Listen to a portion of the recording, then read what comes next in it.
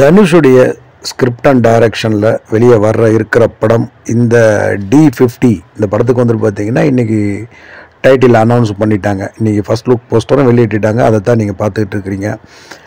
தனுஷுடைய லுக்கே வந்துட்டு பார்த்தீங்கன்னா ஏதோ ஜாம்பி படத்தில் வர்ற மாதிரியான பயங்கர டெரர் லுக்காக நிற்கிறாரு. ஸோ அதை தொடர்ந்து வந்து பார்த்திங்கன்னா நம்ம சந்தீப் கிஷன், அதுக்கப்புறம் காளிதாஸ், ஜெயராம், இவங்க 3 பேரும் தான் அந்த போஸ்டரில் இருக்கிறாங்க. இந்த படம் வந்து பேன் இண்டியன் மூவி அப்படிங்கிறதுக்காக வந்து பார்த்திங்கன்னா இன்றைக்கி அதையும் கன்ஃபார்ம் பண்ணிட்டாங்க. கிட்டத்தட்ட 4 மொழியில் வந்துட்டு போஸ்டர் வெளியிட்டிருக்காங்க. இந்த படத்தை வந்துட்டு தனுஷுடைய கரியரில் இது பெரிய பட்ஜெட் படம் அப்படின்னு பேசிக்கிறாங்க. இந்த படத்துக்கு ஏஆர் ரஹ்மான் மியூசிக் அப்படின்னு சொல்லிட்டு ஒரு மிகப்பெரிய இன்ப அதிர்ச்சியை கொடுத்துருக்குறாங்க. ரஹ்மானுடைய ஃபஸ்ட்டு கம்போஸ்ன்னு நினைக்கிறேன் தனுஷ் கூட. இதுக்கு முன்னே வந்துட்டு நிறைய படங்கள் அவங்க பண்ணியிருந்தாலும் மரியான்லாம் கூட ஏஆர் ரஹ்மானோட மியூசிக் தான். அதுக்கப்புறம் அட்ரங்கீரே கூட ஏஆர் ரஹ்மானோட மியூசிக் தான்.